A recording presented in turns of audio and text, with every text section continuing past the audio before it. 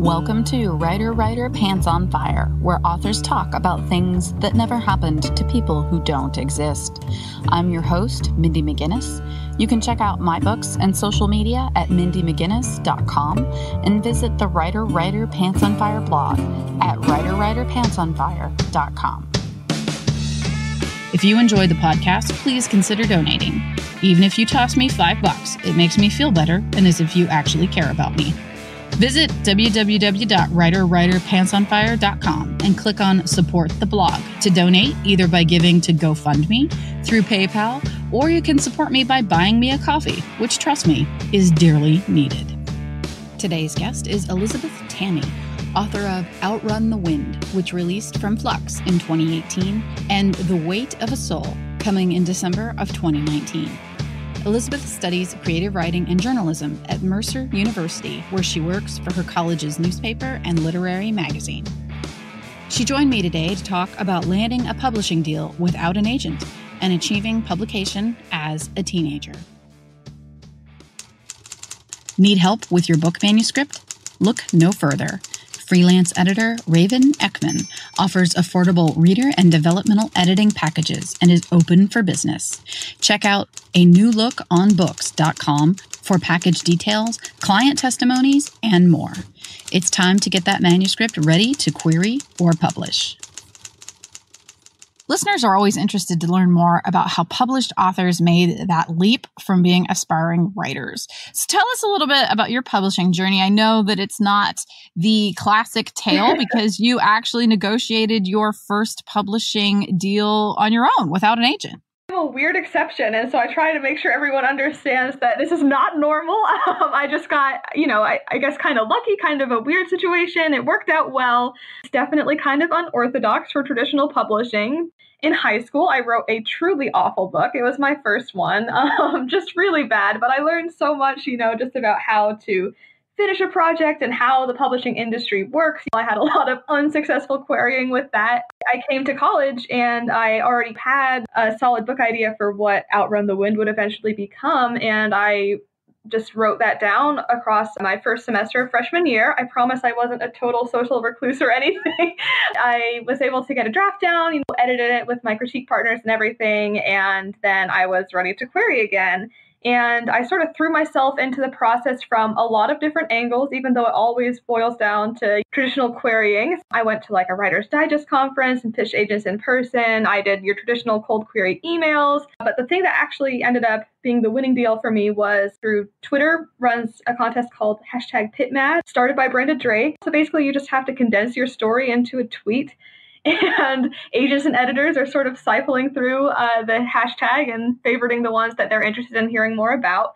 So it's really just a foot in the door for traditional querying. An acquisitions editor at Flux stumbled across my tweet. Kelsey Thompson, she's lovely, and she happened to really like Greek mythology and was interested in the story. And so she requested the first few chapters, and then that turned into a full manuscript request. 10 months later, we finally had a contract ready. Flux is a smaller publishing house, but they do a really good job. Outrun the Wind is still in Barnes & Nobles nationwide. I just got really lucky that Kelsey happened to be scrolling through Twitter at the same time that I posted and that we crossed paths because I could tell from our first phone call together that she had the same vision I did for the book and its future. And we had a great time working together on revisions, and it worked out super well. That being said, I have a lot of great resources. I'm a college student, so my creative writing professors and some local authors helped me navigate the contract and everything and be good advocates for me and letting me know what to expect and what to ask for. Flux was also super helpful. They understood that I didn't have an agent, and I was able to get a deal that I liked and a deal that I felt comfortable with. I knew even going into it that it was just a super weird situation to be in because traditional authors should have agents.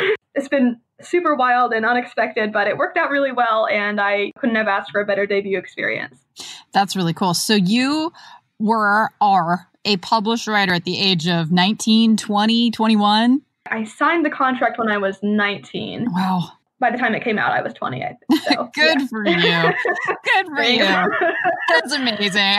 That's awesome. And I want to point out, because my listeners know that I also sat down and wrote a novel when I was in college. Yeah. I did not get published until 10 years after that. But it's because I didn't do what you did. I didn't learn about querying. I didn't learn about the industry. I didn't go to writing conferences. I was just like, I am a special person that doesn't have to do those things. I have written an amazing book, and none of those things were true. Also, this was in 1998, so we didn't have all the resources that you have as far as the internet and all of those things, all the just glut of information out there. However, that's no excuse. I could have been published sooner if I had wanted to do the research and the work and the actual grit of it like you did. So congratulations. You obviously knew what you were doing. Thank you. That's so awesome. So what's your major? What are you majoring in? I am a double major in creative writing, no surprise, but also journalism. Nice. So yeah, it's an interesting combination, but I enjoy it. Oh, good for you. I was a double major in English literature and philosophy of religion. So, oh, cool. Yeah, really cool. Not majors that you people weren't snapping me up for jobs after I graduated. But it's all useful in my writing, I can tell you that. For sure. So that's cool. Sure. What a great story. What a great publication story. So you said you're circling back now. So you are now, as a published author with a contract and a release under your belt, querying, looking to get an agent. I love Flux, love working with them, but I think regardless of what your publishing history is, it's always good to have someone in your corner. Moving ahead, I'd like to have that type of advocacy and expertise on my side. So, of course. Well, and also agents do so much for my listeners. They do so much more than just represent you in the deal. Like, they do help guide your career. And I know that mine in particular, we've been together for almost 10 years now. I am constantly bouncing ideas off of her because it becomes a question not of, is this a good idea, but is this the right idea to follow up your last release with? Is it too divergent? Is it too similar? If you want a career, you're thinking both about the future and the past and positioning yourself within your own list at some point. It is not something that you really think about before you get into it. And having an agent there for all of those things is just absolutely without parallel. My agent has been on maternity leave for a few months, and so I've been a very good client, and I have not emailed her and bothered her at all. And I can tell you, I cannot wait for her to come back. Yeah, I bet. Because you have so many questions just pop up over the course of everything, anything, little things like paperback releases, and I have this event coming up. Should I do this? Should I do that? You know, all these things that I bounce off my agent all the time. You realize now, I knew how indispensable she was to me, but now after I have been without her for a few months, I realize that I'm just like, oh my gosh, I floundering out here. All the time. Exactly. It's like I feel like I'm in this big ocean all by myself. So I know that I could email her if I really needed something. I know that I could, but nothing that I've needed has been imperative. So I'm just like, I'm going to be a good client. I am not going to bother her and her baby. I'm just going to send her an extremely long bulleted email when she comes back. There you go. Yeah. So you mentioned Greek myths. Your book, Outrun the Wind, is based heavily on Greek myth. Can you talk a little bit about why these stories continue to resonate with readers thousands of years later? Greek mythology, these stories are, super epic, and I think they do stick with us for a reason. And, of course, plenty of historiographical reasons come into play as well. We do have to consider what was deemed significant enough to be translated or copied down and who made those decisions. Regardless of that, I think Greek myths especially just show such a wide spectrum of human emotion on such grandiose creative scales. And mythology in general is having a moment right now. And I think that's partly because myths are, essentially something that has been passed down through all these generations before us, but at the same time, they're also like a time capsule of what once was and this common thread that we've all got access to. And I think that's really incredible. These myths are living history. And above all, I think that myths are doing so well right now because we're paying more attention to who told these stories first. And with our modern perspective now, we can imagine more ways that these stories could go or might have actually gone. There are authors like Madeline Miller and Emily Hauser out there who are taking these stories that we think we know, but telling them from different perspectives or with different twists. That mix of these old sweeping stories with fresh modern perspectives is super exciting and intoxicating. And I love reading and writing them. Absolutely. So with my major of English Lit and religion, and philosophy, I was pretty steeped in myth and everything that goes along with it. Myth in general, there are so many stories that, as you were saying, when you think about a different perspective, you think about a different angle. And of course, again, as you were saying, who made the decision about what got written down and kept, and what perspective was it written from originally? It was written from the man's perspective. There are these wonderful opportunities to reimagine these stories, and I think it's really cool. Coming up, the different skills at work in both journalism and creative writing. The greatest treasure, a most dangerous magic. Growing up with a traveling circus, Genevieve Flannery is accustomed to a life most teenagers could never imagine. But when her mother, Delia, falls to her death during a show, she leaves behind a dangerous inheritance that forces Jenny into a frightening new reality. Her life now interrupted by the terrors only Delia could see. As the visions around Jenny grow stronger and her magical legacy becomes even more menacing, she's not sure who she can trust. And if she fails to secure Delia's ancient secret, Jenny could lose everyone she holds dear. Sleight by Jennifer Sommersby. Why don't you talk a little bit about the particular story that Outrun the Wind is based on?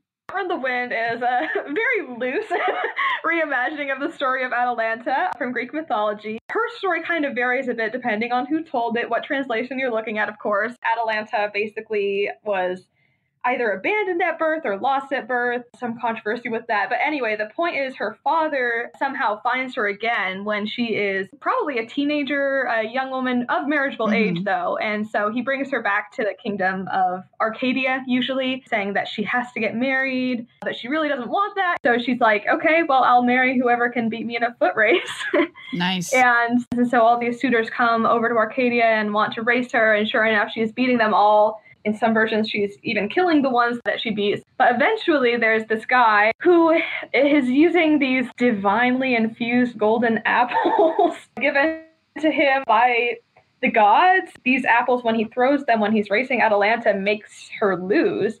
And then, of course, she ends up having to marry him. In some versions, apparently, she does want to marry him, but I don't know about that. So eventually, essentially, Hippomenes uses divine trickery to trick Atalanta into losing the race.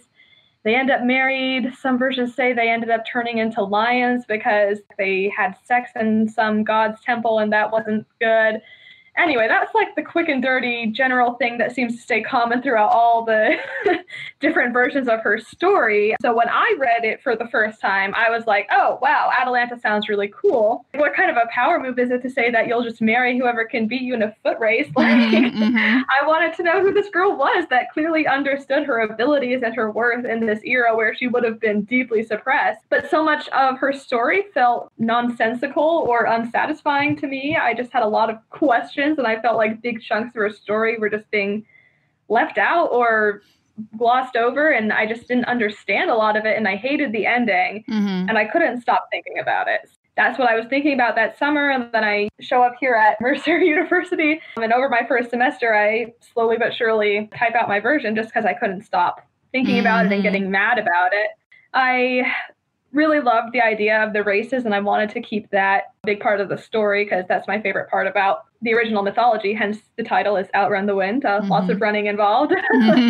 But yeah, I wanted to know, like, why would she kill the men she raced? Why is she so against marriage? Who is Hippomenes, and why is he so obsessed with getting Atalanta? Outrun the Wind was my answer to a lot of those questions that I had. So this particular story just resonated with you on a level as a reader, and as someone with an imagination that you were just like kind of taking it in your own direction and wondering, well, what if? If we have any like classicist students out there, they might be totally horrified by my version because I definitely, changed a lot of aspects of it. But I think even if you knew the original story of Atalanta, you hyper zoomed into the background, and that was what I was going for. That's part of what has always attracted me to these stories. I've always loved the story of Hippolyta, and she was the Amazon queen, everything with her life right up until she got married.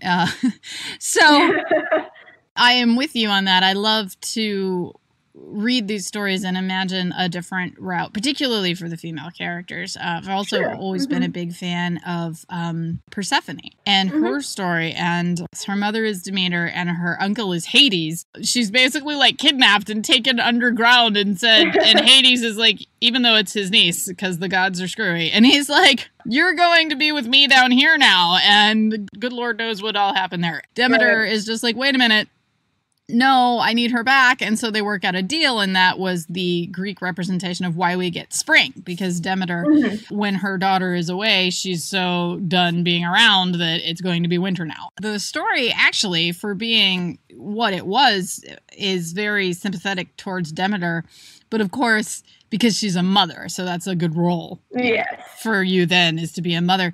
But nobody's ever talking about what Persephone thinks about this. It's like, well, she was just kidnapped and raped and taken underground for months at a time. And I just love mythology. There's a lot of different aspects you can pick and choose and decide how you want to like reinterpret or reimagine. It's just endless opportunities for stories there. Yes. And I think it's clear from the record that even at the time when these were part of the culture, people were doing their own things with them, because even the story of Persephone, there are versions where she's happy and she likes being the queen of the underworld and she thinks it's pretty cool. And there are versions where she's like, holy shit, I'm actually in hell now, right? And she hates it and she wants to be back with her mother.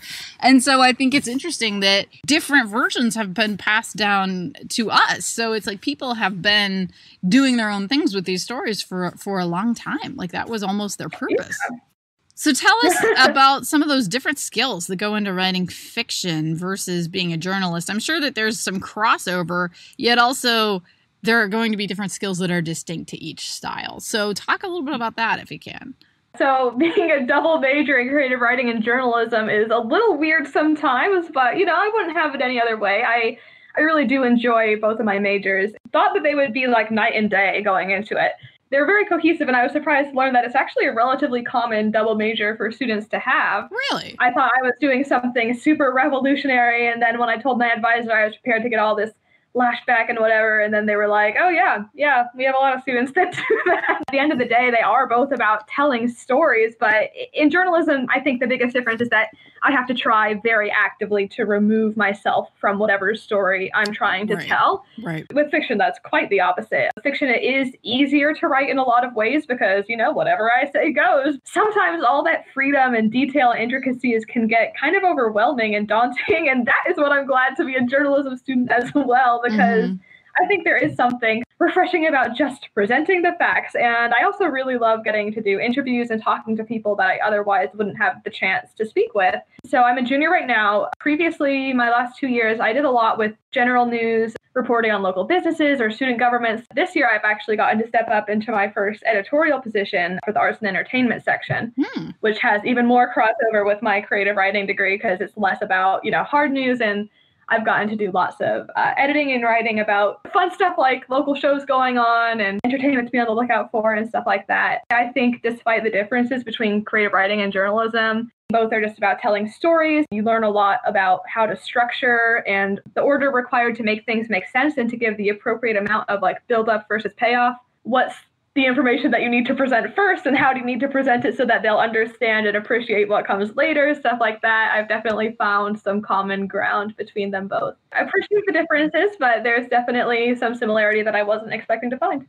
Is it hard for you to just report the facts without trying to create a story, which of course is always going to be somewhat colored by yourself?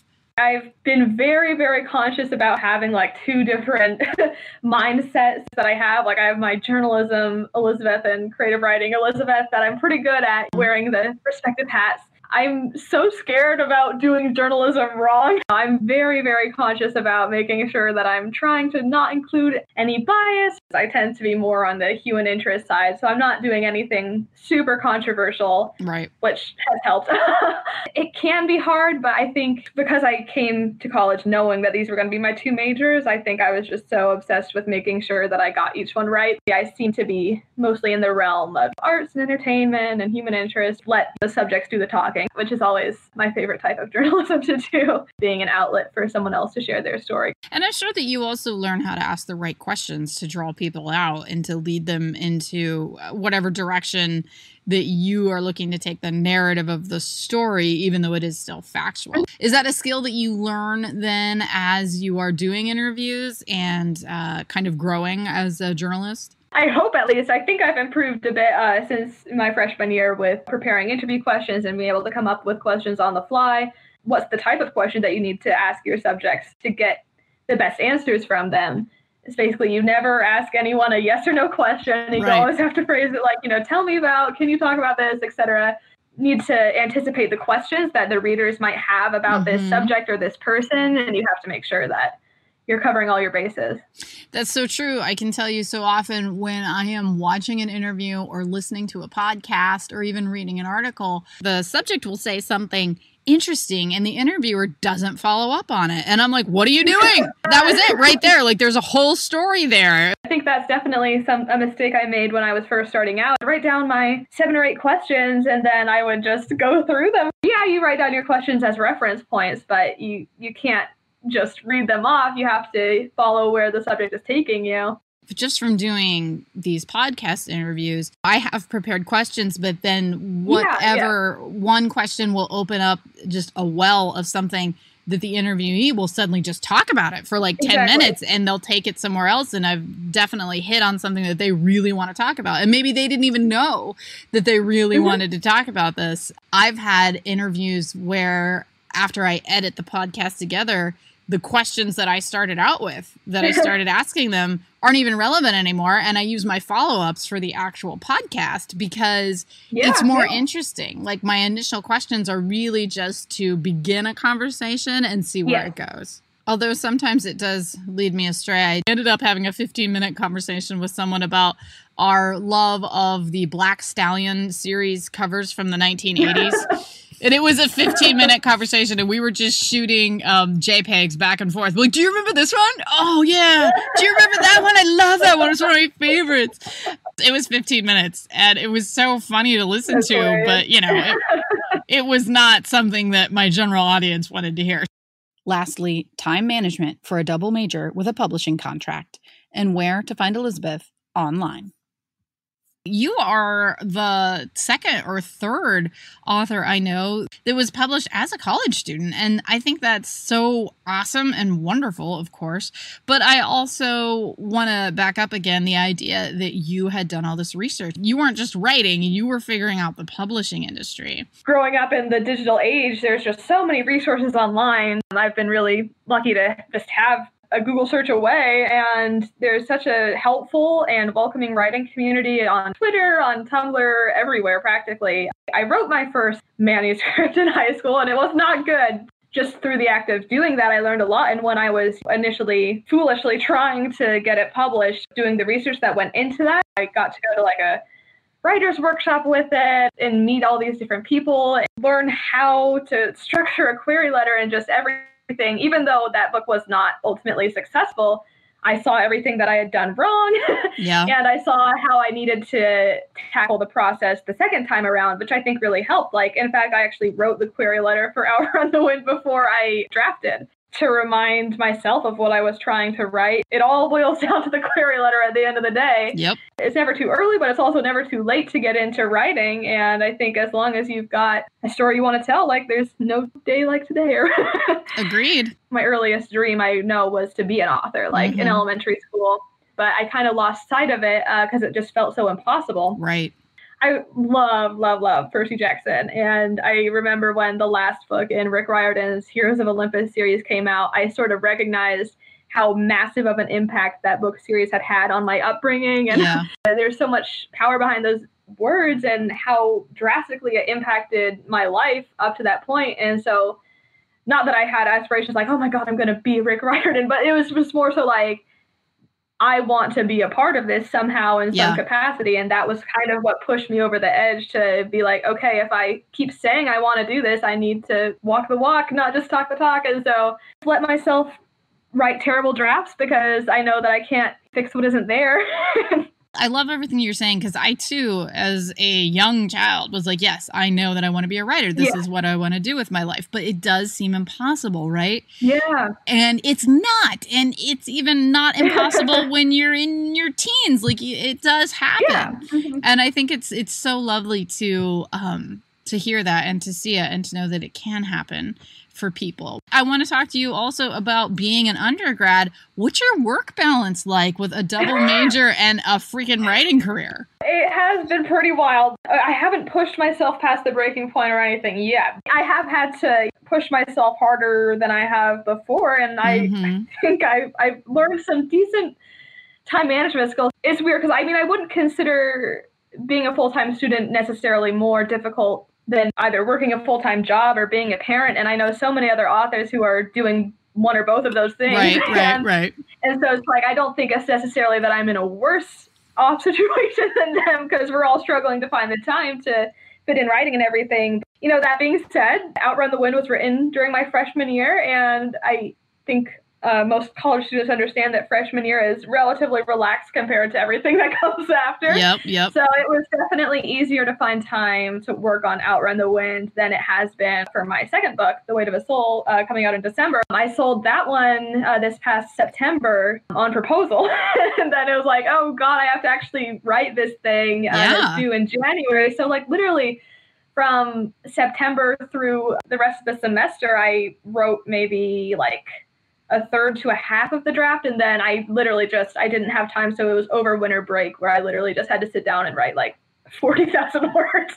And it was not a super fun vacation, but I just had to, you have to save most of your writing time for breaks and weekends and stuff like that. But you learn how to make the time for it. I have had to adopt less sleep and more coffee into my schedule, but Yep. But my professors and family and friends have been unimaginably supportive and just the best cheerleaders. And my school actually threw a launch party for me when Outrun the Wind came out, and that was like the best night ever. Being a student and being a writer is not easy, but it's still definitely worth it. And I don't think that I'm not in a worse situation than I would be if I was working a full-time job or had kids or something. You're right about that, and it's very it's very mature of you to realize it. But at the same time, when I think about my college years and being a English lit and a religion major, there was so much reading and writing involved in what I was doing, and so when you're a parent or if you're working a full-time job that isn't related to reading and writing, you are still able to switch your hats maybe a little more easily, I think, because you're in a different realm.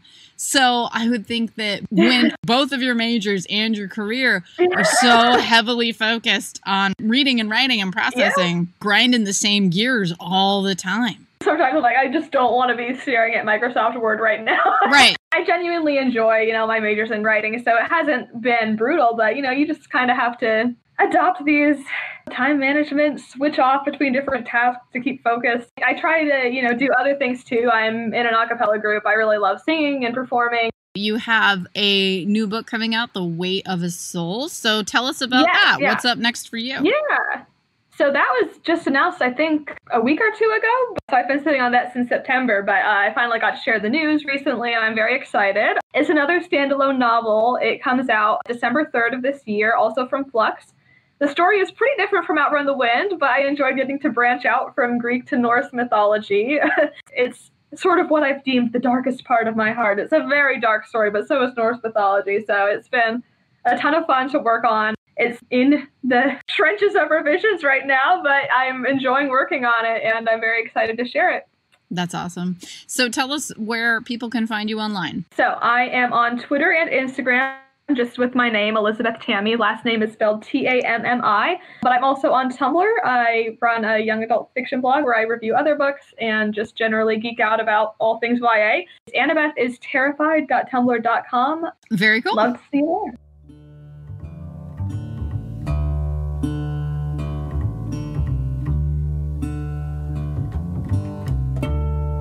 Writer, Pants on Fire is produced by Mindy McGinnis, music by Jack Corbel. A special thank you to fellow authors Alyssa Palumbo and R.C. Lewis, as well as patron Stephen Avery for helping to make this episode possible. If you find the blog or podcast helpful, please consider showing your support by visiting patron.podbean.com/writer pants on fire and making a donation. I'm your host, Mindy McGinnis, and we'll be back next week with another episode of Writer Pants on Fire, where authors talk about things that never happened to people who don't exist.